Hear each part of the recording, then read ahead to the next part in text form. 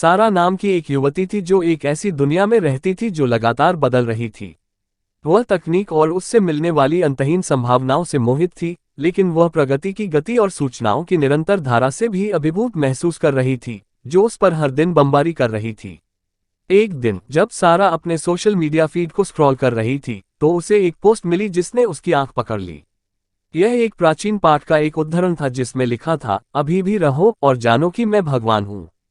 सारा ने यह बात पहले भी सुनी थी, लेकिन अब तक उसे यह बात समझ में नहीं आई थी।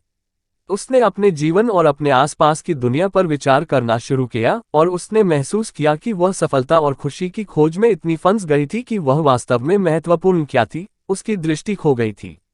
वह अपना जीवन ऑटो पायलट पर जी रही थी, अपने विश्वासों या मूल्यों पर सवाल उठाने के लिए कभी नहीं रुकी। जैसे ही उसने प्राचीन पाठ के शब्दों पर ध्यान लगाया, उसे गहरा एहसास हुआ। उसने महसूस किया कि जीवन में उसका उद्देश्य धन संचय करना या प्रसिद्धि प्राप्त करना नहीं था, बल्कि अर्थ और उद्देश्य का जीवन जीना था। उसने महसूस किया कि वह सभी गलत जगहों पर खुशी खोज रही थी, और वह सच्ची खुशी केवल भीतर ही मिल सकती थी। इस नई समझ के साथ सारा ने अपने जीवन में बदलाव करना शुरू किया। उसने प्रकृति में अधिक समय बिताना शुरू कर दिया, दिमागीपन का अभ्यास किया और अपने समुदाय में स्वयं सेवा की। उसने पाया कि दूसरों की मदद करने और वर्तमान क्षण में जीने पर ध्यान केंद्रित करने से वह खुशी और तृप्ति की एक गहरी भावना का अनुभव करने में सक्षम थी, जिसे वह पहले कभी नहीं जानती थी। जैसे ही उसने दूसरों के साथ अपने अनुभव साझा किए, उसने महसूस किया कि अर्थ और उद्देश्य की खोज में वह अकेली नहीं थी। कई लोग तेजी से बदलती दुनिया में अपनी जगह तलाशने के लिए संघर्ष भी कर रहे थे। सारा ने यह देखना शुरू किया कि उसका प्रकटीकरण केवल एक व्यक्तिगत नहीं था, बल्कि पूरी मानवता के लिए एक संदेश था।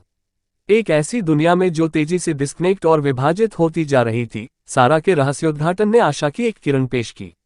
इसने लोगों को याद दिलाया कि तकनीक कितनी भी उन्नत क्यों न हो जाए, मानव हृदय और आत्मा एक समान रहती है। इसने लोगों को धीमा होने, एक दूसरे से जुड़ने और याद रखने के लिए प्रोत्साहित किया कि जीवन में वास्तव में क्या मायने रखता है।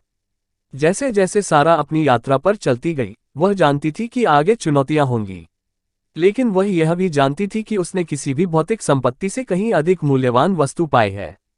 उसे शांति और उद्देश्य की भावना मिली थी जो जीवन में उसके रास्ते में आने वाली हर चीज में उसका मार्गदर्शन करेगी। समाप्त।